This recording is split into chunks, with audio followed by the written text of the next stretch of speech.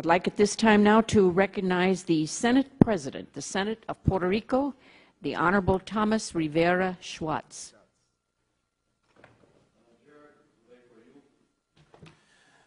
As well as to the Resident Commissioner Pierluisi, and to each of the other members of the House Committee on Natural Resources.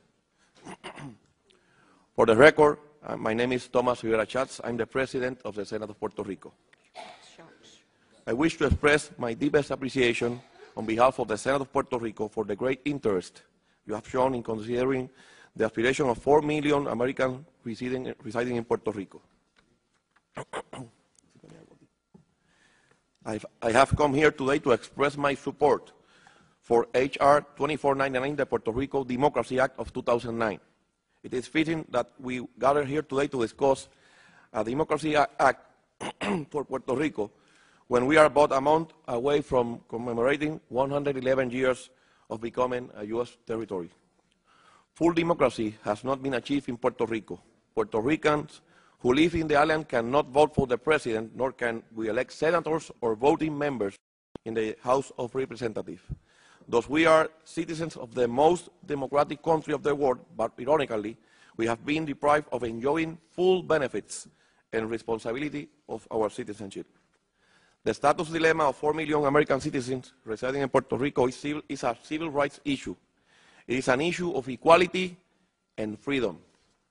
The right of self-determination of 4 million American citizens is also a national Hispanic issue that is being closely watched by American citizens of Hispanic origin, with great implications in the national political scene today. Our nation has shown its best colors in conflicts around the world. It has shown that we are willing to fight and shed our blood in the cause of freedom. That was the case on 2 world wars, in Korea and Vietnam, in Bosnia and Herzegovina, in Iraq and Afghanistan, and many other international conflicts.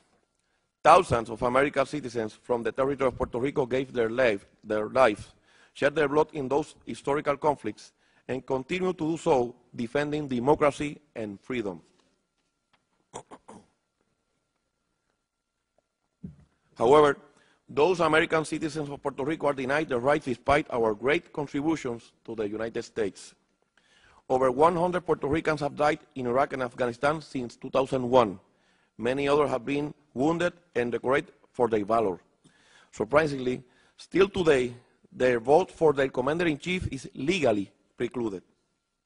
How can we argue that we went to Iraq and Afghanistan to, among other things, provide democracy and self-determination to the oppressed people of those countries, but refuse to grant the same basic principles to the people of Puerto Rico? On this matter, I'm encouraged with the President Barack Obama's commitment to the people of Puerto Rico. On a letter sent to the Governor Luis Fortuño on January 2, 2009, and read during the Governor's inaugural ceremony, the President reminded the people of Puerto Rico his pledge to work with the Congress to enable the question of Puerto Rico's status to be resolved during the next 4 years. President Obama concluded with the following commitment, and I quote, "We will work to give a voice to the people of Puerto Rico to enable them to determine their political future. The time to give a voice to Puerto Rico is now by approving H.R. 2499. In Puerto Rico, for the first time in our history, the 3 traditional political parties representing different solutions for the status dilemma agree on the necessity of seeking a political status that removes Puerto Rico from the territorial clause of our U.S. Constitution. Continuing with the territorial status is not a solution since it maintains the island shackled to the territorial clause. The only acceptable non-territorial, non-colonial status solution under international law are statehood, independence, and free association. I suggest H.R. 2499 be amended to state that the 3 options in the second plebiscite provided by Section 2, Paragraph C, shall be in accordance with the international law. This will dissipate any doubts as to the non-territorial, non-colonial nature of the options. This bill is a good first step to decolonize the territory of Puerto Rico, but H.R. 2499 does not commit or mandate the U.S. Congress to implement the will of the democratic expression of 4 million American citizens. This bill must establish in the minds of every member of the Congress and the President that the will of the citizens in Puerto Rico must be respected and implemented. Without a commitment from Congress to implement the democratically expressed result is to deny freedom. Maintaining 4 million American citizens in the territory without empowerment of equality is to maintain a state of apartheid in the 21st century. If our nation wants to project trust and goodwill to our neighbors and the international community, it must eliminate the anachronism of a territory with 4 million unequal American citizens. I strongly believe that H.R. 2499 should be amended in Section 3 to add a new paragraph E, stating that U.S. Congress shall execute the results of the second plebiscite and approve legislation to implement the mandate of the people of Puerto Rico. Last May, a handful of individuals from Puerto Rico interrupted a session of the Congress to express their frustration about our political status.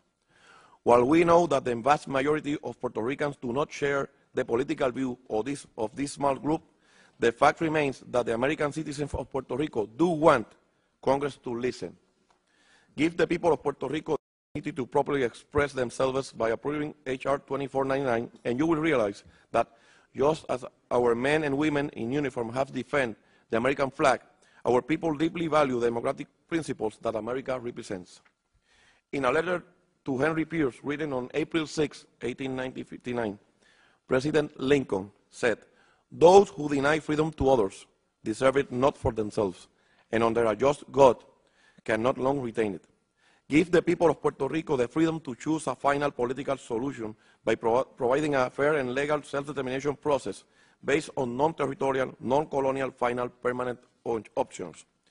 I respectfully ask you to succeed where more than 50 previous Congresses have failed. I ask that you recommend to the House approval of the Puerto Rico Democracy Act of 2009, and I respectfully request that you adopt the suggested amendments.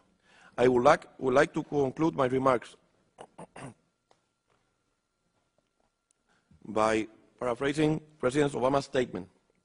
Those who stand up for justice are always on the right side of the history. Stand on the right side of the history. Approve H.R. 2499. Thank you very much. I thank you very much, Senator, for your testimony.